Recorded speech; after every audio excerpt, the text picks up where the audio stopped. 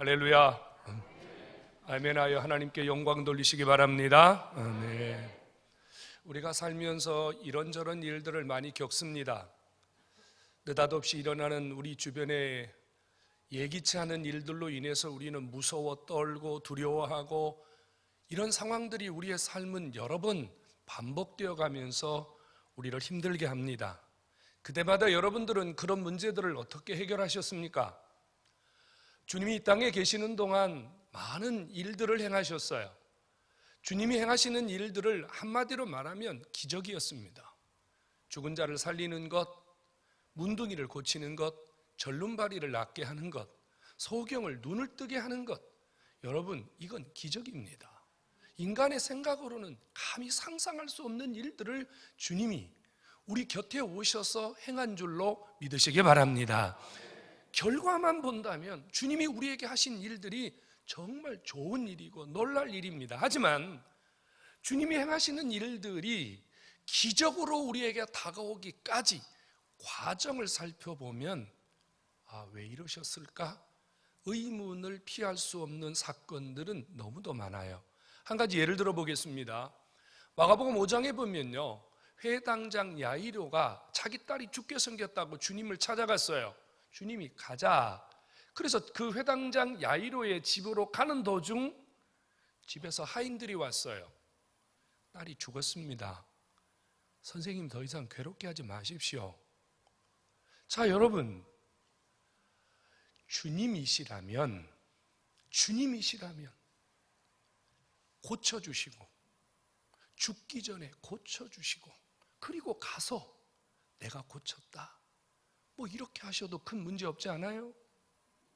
그런데 왜 꼭 죽은 다음에 가서 그 아이를 일으키셔야만 했을까?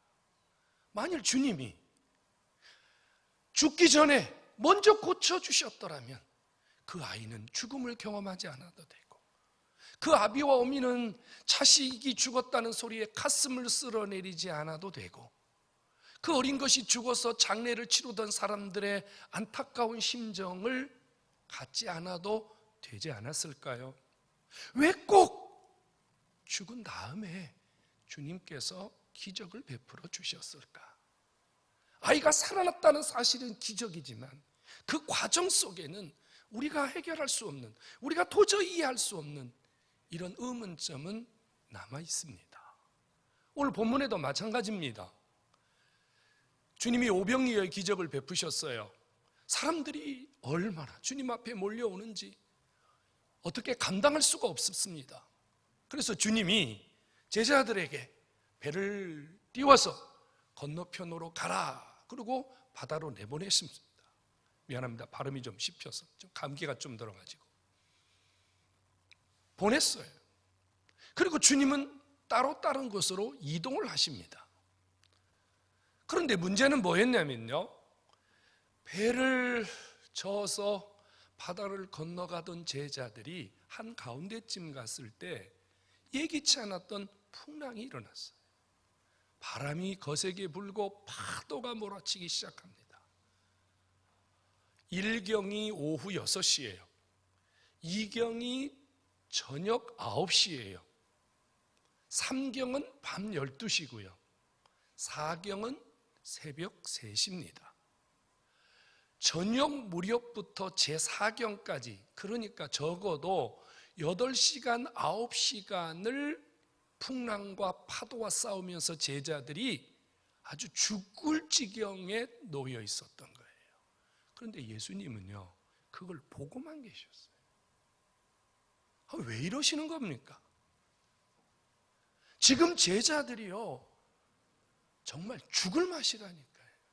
자신들의 힘으로는 감당할 수가 없는 시간을 8시간, 9시간을 계속하고 있는데 주님은 보고만 계시는 거예요. 이해가 안 되잖아요, 여러분. 제자들을 보낸 다음에 주님이 어디로 가셨다고요? 산에 기도하러 가셨대요. 자, 그러면 우리는 이런 이미지를 할 수 있잖아요.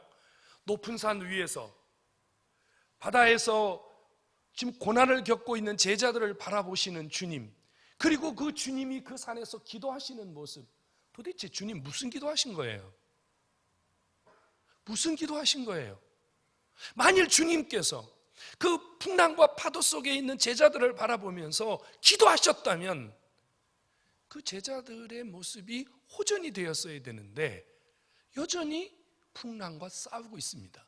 그렇다면 주님은 그 기도를 하지 아니하시고 다른 기도를 하셨다는 의문점을 피할 수가 없잖아요. 도대체 주님은 그 시간에 무슨 기도를 하셨을까요? 의문점입니다. 오늘 제가 설교하려고 하는 포인트는 이 부분이 아니에요.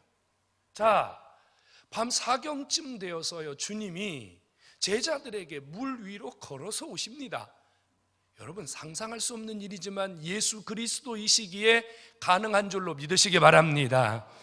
물 위로 걸어서 오세요. 저는 이 얘기 하려고 하는 게 아니에요. 주님이 물 위를 걸어서 오시는데 어떤 상황에서 주님이 오시냐면요, 바람과 파도가 거세게 일어나는 그 상황을 그대로 두시고 그 거센 풍랑 속으로 주님이 걸어오시는 거예요. 그 높은 파도가 물보라를 치는 그 모든 물보라를 다 맞으시면서 주님이 그 바다 위를 걸어오시는 거예요. 도대체 왜 이러시는 거예요, 주님? 여러분, 너무 이상한 주님 아니세요? 아니, 예수님이 물 위로 걸어가시는 분이신데 바람아, 파도야, 잔잔해라.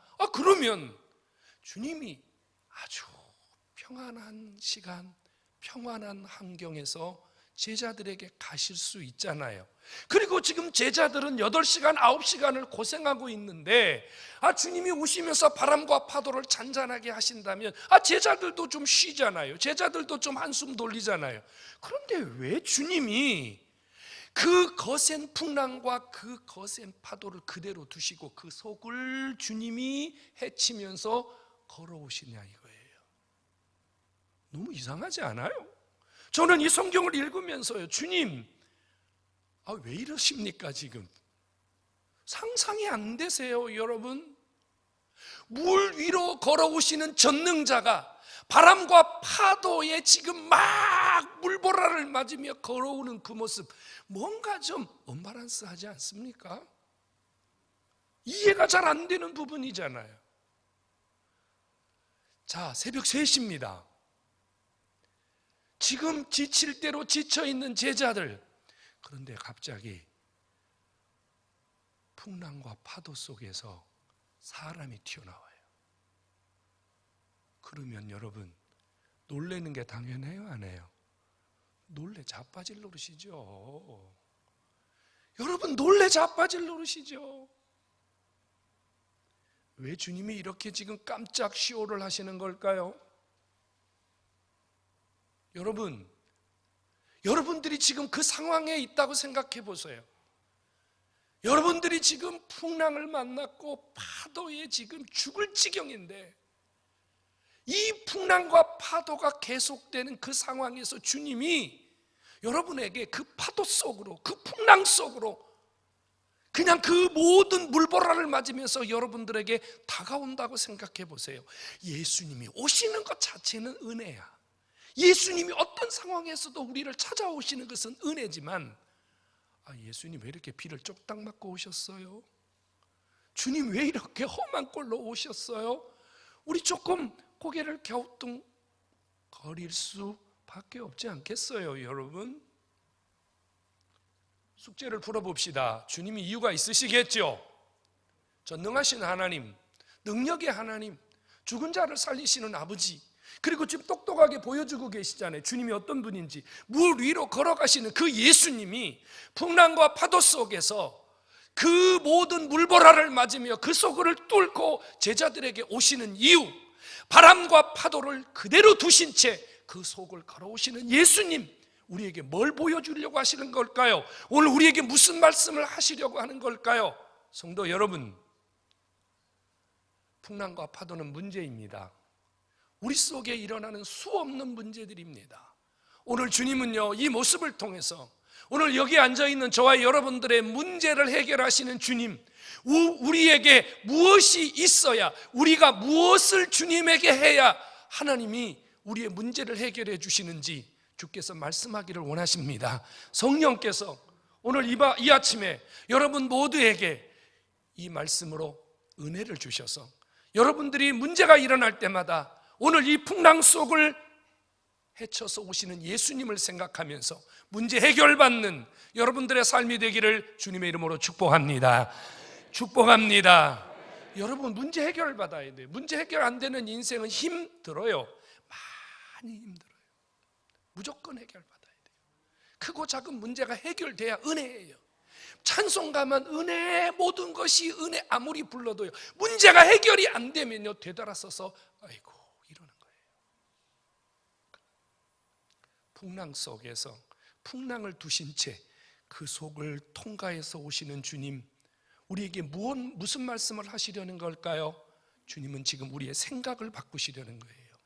우리의 생각을 바꾸시려는 거예요. 생각. 지금 제자들은 이런 생각을 하고 있다고요. 우리들은 그런 생각을 가지고 살아요. 여기가 바다 한가운데잖아. 여기가 바다 한가운데잖아. 예수님이 여기를 어떻게 오셔? 이 깜깜한 밤중에 우리만 지금 여기 갇혀서 고생하고 있잖아. 주님이 우리를 어떻게 하셔? 주님을 잃어버린 거예요. 그들의 생각 속에 주님이 안 계신 거예요. 주님이 할 수 없는 것도 있다. 주님에겐 안 되는 것도 있다. 그러니 우리가 해야 된다. 내가 해야 된다. 우리가 힘을 합쳐서 해야 된다. 우리가 하면 어느 정도 할 수 있다. 이런 생각이 주님이 그들에게 찾아오시는 이유예요. 주님이 지금 뭘 보여주고 계시냐면요, 풍랑과 파도를 두신 채 주님이 그 속을 통과해서 제자들에게 찾아오신 이유는, 예수님은요 당신의 자녀들이 고난을 받는 장소라면 그곳이 바다 한가운데든 그것이 새벽이든 그것이 낮이든 상관없이 당신의 자녀들을 찾아오시는 예수님이심을 믿으시기 바랍니다.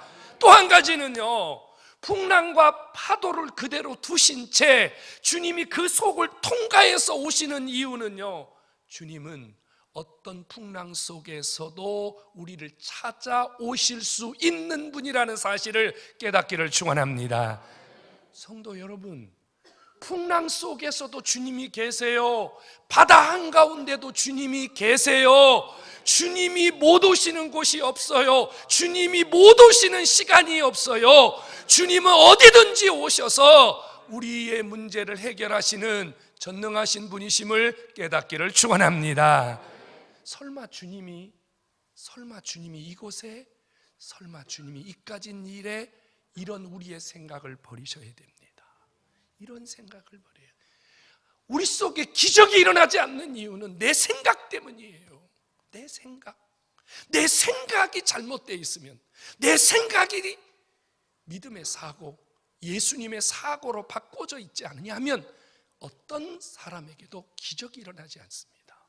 오늘 주 앞에 나오신 여러분, 하나님이 여러분들의 삶의 모든 문제를 해결하실 수 있는 전능하신 주님이심을 믿으시기 바랍니다. 그러므로 여러분들이 살아가는 삶의 현장에서 예수님을 경험해야 돼요. 예수님을 체험해야 돼요.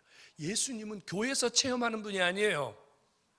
예수님은요, 여러분들의 삶에서 만나는 분이세요.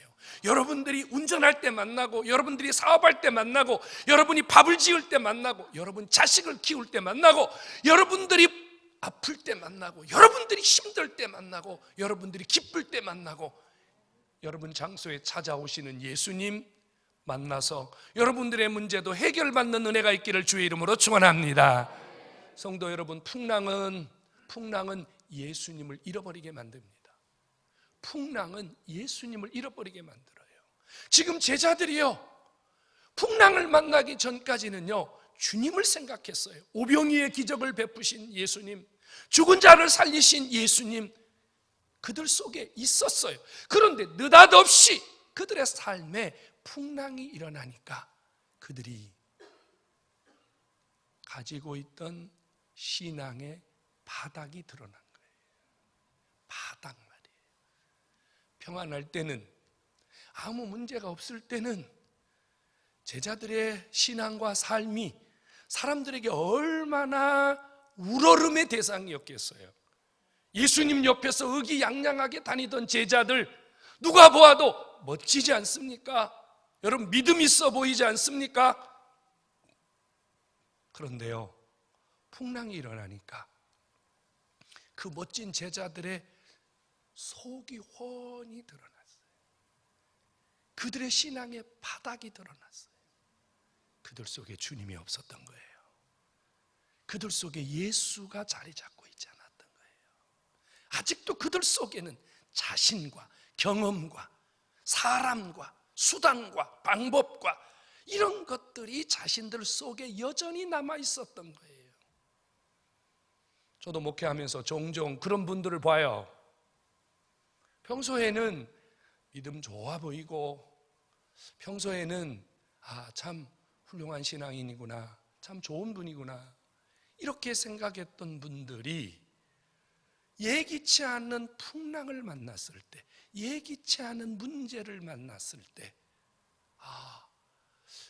저분이 저 정도밖에 되지 않았나, 이렇게 실망했던 기억이 저에게도 종종 있습니다. 풍랑은요, 예수님을 잃어버리게 만듭니다. 풍랑은요, 우리의 신앙의 바닥을 드러냅니다.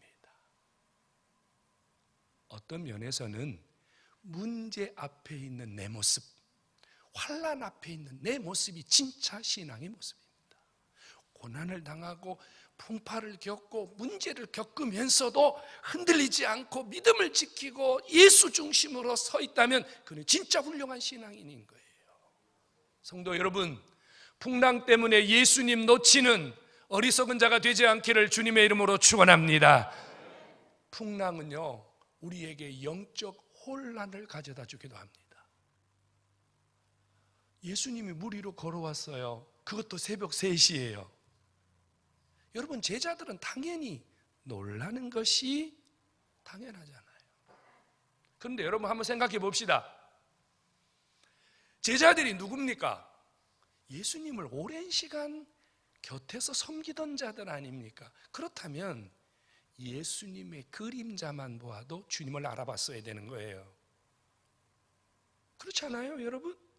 그런데 새벽 3시에 풍랑 속에서 예수님이 오시는 것을 보고 그 배에 있던 모든 사람들은 무슨 이야기를 했다고요?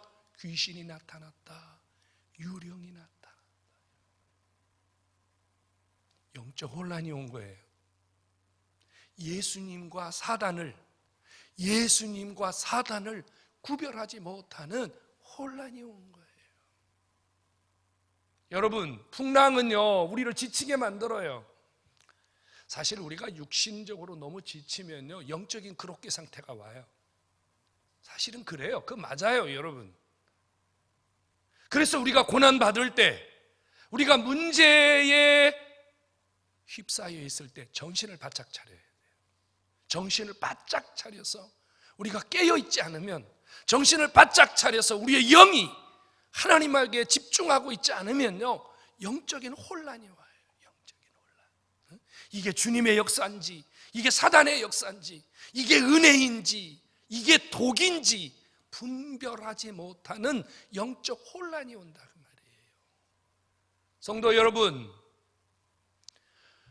고난과 풍파는 우리에게 영적인 혼란을 갖게 합니다. 문제의 현장에 주님이 오시면 문제의 현장이 아니라 기적의 현장으로 바뀌는 줄로 믿으시기를 축원합니다. 성도 여러분, 예수님이 문제 현장에 오셨어요.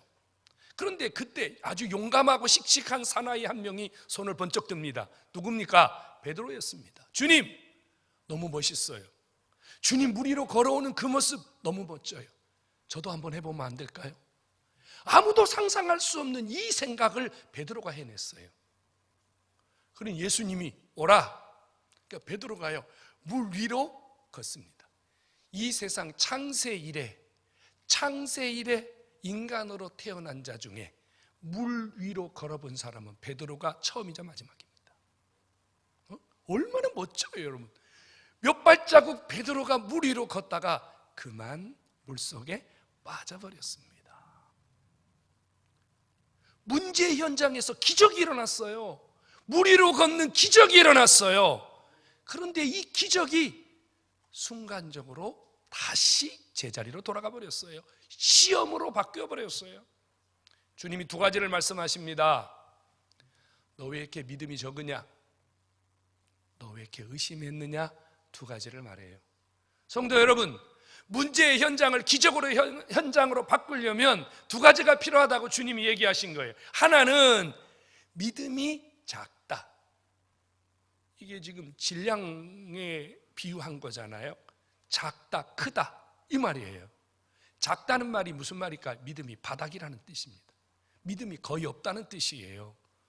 주님이 기적의 현장을 우리에게 주시기 위하여 우리에게 요구하는 것이 뭐냐면요, 너 지금 어디에 있느냐, 너 어떤 형편에 있느냐가 아니라 너 믿음이 있느냐 이 말이에요. 성도 여러분, 문제의 현장에 믿음을 가진 자가 있으면 그 현장은 기적의 현장으로 바뀌는 줄로 깨닫기를 축원합니다. 믿음 말이에요. 믿음이에요. 믿음을 채운다는 건 뭘 채우는 걸 말하죠? 우리 안에 예수님을 채우는 것이 믿음인 줄로 깨닫기를 바랍니다. 그 다음에 의심했냐고 그랬어요. 근데 의심이 뭐냐면요, 의심이 눈을 갈랐다는 뜻이에요. 마음을 갈랐다는 뜻이에요. 조금 전에 예수님이 물 위로 걸어오실 때 베드로는 주님을 봤어요. 주님의 그 멋진 모습을 봤어요. 주님, 그래서 저도 걷고 싶어요 그랬는데 걷다 보니까 오늘 성경에 뭐라고 써있죠? 바람이 일어나는 거예요. 아직 바람과 파도가 잔잔해지지 않았거든요. 막 바람이 일어나는 거예요. 풍랑이 일어나는 거예요. 그러니까 느닷없이 베드로가요, 예수님을 바라보던 시선에서 바람과 파도를 바라보는 시선으로 바뀌어 버렸어요. 그 순간 베드로가 이거 뭐지? 그 순간 퐁 빠져버린 거예요. 주님을 바라보는 시선에서 다른 곳을 바라볼 때 그때 우리에게 기적이 사라지는 거예요. 성도 여러분, 문제의 현장이 기적의 현장으로, 문제의 현장이 상상할 수 없는 하나님의 은혜로 채워지기 위해서는 여러분들의 시선이 예수 그리스도 그분에게 완전 고정되었을 때 하나님의 역사가 계속되는 줄로 믿으시기를 축원합니다. 예수님을 향한 시선이 필요합니다. 예수를 향한 시선 말입니다. 하나는 예수님, 하나는 세상, 하나는 예수님, 하나는 돈, 하나는 예수님, 하나는 내가 가지고 있는 경험. 여러분, 이러면 어떤 기적도 일어나지 않습니다. 기적이 일어난 상황이라 할지라도 곧 그 상황이 시험과 문제 상황으로 바뀔 수도 있다는 거예요. 사랑하는 성도 여러분, 주님이 지금 문제 현장에 오셨어요. 주님이 문제의 현장을 지금 바꾸어 주시기 전에 우리에게 요구하시는 것 두 가지가 있습니다. 믿음을 가지라고요. 그것도 그냥 믿음이 아니라 큰 믿음을 가지라고요. 예수 그리스도 그분으로 우리의 삶을 채우라고 말입니다. 오늘 예수님을 여러분 속에 가득 채우면 주님이 여러분들의 삶을 바꾸어 주시고 여러분들의 인생을 바꾸어 주시는 줄로 믿으시기를 축원합니다. 성도 여러분, 주님 바라보세요. 예수 바라보셔야 돼요. 예수 바라보지 않으면요, 문제는 사라지지 않습니다. 하지만 예수 바라보면, 예수 바라보는 시선이 끝까지 계속된다면 하나님이 절대 우리 버리지 아니하시고 우리의 삶을 바꾸어 주시는 줄로 믿기를 다시 한번 주의 이름으로 축원합니다. 우리에게도 풍랑이 있다니까요. 우리에게도 시험이 온다고요. 우리에게도 문제가 온다고요. 그런데 중요한 것은 우리가 겪는 이 풍랑, 우리가 겪는 이 시험들이 쉽게 사라지지 않는다는 거죠. 잘 안 돼요, 여러분. 여러분 살면서 경험하시잖아요.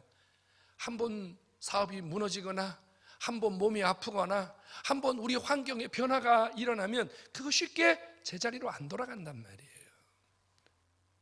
근데 우리가 얼마나 미련하고 어리석은지 안 되는 줄 알면서도 인간적인 방법과 인간적인 수단을 여전히 놓지 않습니다. 지식을 동원하고 경험을 동원하고 사람을 동원하고 수단과 방법을 동원해 보거든요.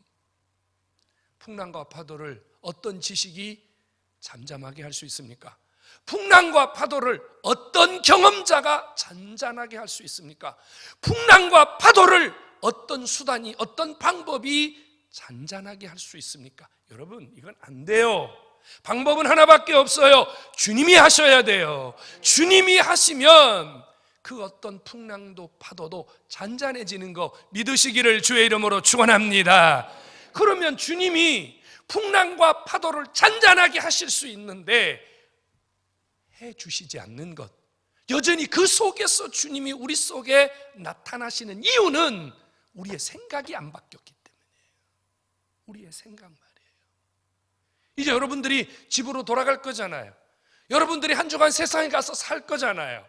여러분들이 수많은 문제를 만날 거잖아요. 그때 여러분들의 생각이 바뀌지 않으면 문제는 문제로 계속 갈 거예요. 상황은 상황대로 계속 갈 거예요. 여러분 주변에 시끄러운 일들은 계속 시끄러워질 거예요. 주님이 웨이팅하고 계시기 때문이에요. 여러분들의 생각이 바뀔 때까지 주님이 기다리신다니까요. 아직도 풍랑과 파도는 잔잔하지 않았다니까요. 주님이 사고가 바뀔 때까지 기다리고 계세요. 성도 여러분, 오늘 여러분들의 생각을 바꾸어서 여러분들의 상황이 바뀌고 여러분들의 환경이 바뀌고 여러분들의 인생이 바뀌는 이런 역사가 있기를 주의 이름으로 축원합니다. 사고를 바꾸셔야 돼요. 사고. 세 가지 사고를 바꾸십시오. 하나는요, 언제 어디서든지 주님은 나를 주목하고 계심을 믿으시기 바랍니다. 믿으시기 바랍니다. 주님 누구 주목하고 계시다고요? 나예요. 나 주목하고 계세요. 내가 산 꼭대기에 올라가 있든지 바닷속에 가 있든지 여러분들이 불 속에 있든지 물 속에 있든지 주님은 여러분들을 주목하고 계십니다. 여러분들을 바라보고 계십니다. 저 바다 위에서 지금 고생하는 제자들, 예수님이 산 위에서 8시간 9시간 생각이 바뀔 때까지 바라보신 것처럼 예수님은 나를 놓치지 않고 주님은 나를 바라보고 계시는 그 예수님이 나를 바라보고 계신다. 주님 나를 주목하고 계신다. 내가 지금 출근하는 이 시간 나를 주목하고 계신다. 내가 지금 일하는 이 시간 나를 주목하고 계신다. 믿으시기 바랍니다. 주님이 나를 주목하고 계시다는 것이 완전히 여러분 속에서 24시간 놓쳐지지 않을 때 그게 사고가 바뀐 거예요. 깜빡 아침에는 됐는데 점심에는 안 되고 점심에는 됐는데 저녁에는 안 되고 그거 안 바뀐 거예요. 주님이 나를 주목하고 계신다. 두 번째, 문제의 현장에서 주님을 부르면 주님은 달려오신다. 믿으시기 바랍니다. 여러분, 문제의 현장에서 주님은 불러야 오세요. 불러야 오신다니까요. 8시간 9시간 주님이 왜 기다리셨어요? 제자들이 주님 도와주세요, 주님 살려주세요, 주님이요 기다리고 계셨던 거예요. 근데 안 불러. 그러니까 주님이 하다 지치셔서 주님이 찾아오셨어요. 여러분, 문제의 현장이 바뀌고 여러분들의 인생이 바뀌려면요, 여러분들의 문제의 현장에 예수님이 오셔야 되거든요. 예수님은 언제 오신다고요? 도와주세요, 살려주세요, 해결해주세요. 주님 부르면 달려오시는 줄로 믿으시기를 축원합니다. 무조건 주님 불러야 돼요. 여러분, 아침에 불러도 괜찮아요. 저녁에 불러도 괜찮아요. 새벽 3시에 불러도 괜찮아요. 내 문제로 불러도 괜찮아요. 자식 문제로 불러도 괜찮아요. 어떤 문제도 불러도 괜찮아요. 주님은 부르실 때까지, 주님은 부르시면 우리 인생에 달려오시는 분입니다. 세 번째, 주님이 오시면 내 인생은 기적이 일어나는 줄로 믿으시기 바랍니다. 여러분, 인생의 기적은요, 돈이 대박이 아닙니다. 인생의 기적은요, 인간을 잘 만나서 잘 먹고 잘 사는 게 기적이 아닙니다. 인생의 기적은 예수가 내 인생에 개입하셔서 내 모든 인생의 크고 작은 문제를 해결해 주시는 것, 이것이 진정한 기적인 줄로 믿기를 축원합니다. 여러분, 사람이 죽을 때는 꼭 암에 걸려서만 죽는 게 아니에요. 사람이 죽는 것은요, 꼭 가다가 교통사고가 나서 죽는 게 아닙니다. 사람이 죽는 것은요, 자다가도 죽을 수 있어요. 밥을 먹다가 죽을 수도 있고요. 산에 올라가다가 죽을 수도 있고요. 인생은요, 어떤 상황에 어떻게 문제를 가질지 아무도 모릅니다. 하지만 주님이 계시면, 주님이 도와주시면, 주님이 함께 하시면 어떤 상황도 바뀔 수 있음을, 기적으로 바뀔 수 있음을 믿으시기를 축원합니다. 성도 여러분, 생각을 바꾸세요. 내 중심적인 생각이 아니라 예수 중심적인 생각, 예수 중심적인 생각으로 바뀌면 오늘 이 시간부터 여러분들의 삶 속에 일어난 모든 풍랑과 파도는 주께서 책임져 주실 줄로 믿으시기를 축원합니다. 여러분, 주님 바라보세요. 주님에게 시선을 고정시키세요. 예수님, 그분에게 눈을 떼지 마세요. 여러분의 마음을 떼지 마세요. 주님이 책임져 주십니다. 다시 한번, 오늘 주 앞에 나오신 모든 성도들이 예수 중심의 생각으로, 예수 중심의 생각으로 여러분들의 생각을 바꾸어서 이제부터 여러분 삶 속에 일어나는 어떤 문제를 다 주님이 맡아주시는 기적의 삶을 살 수 있기를 한 번 더 주님의 이름으로 축원합니다.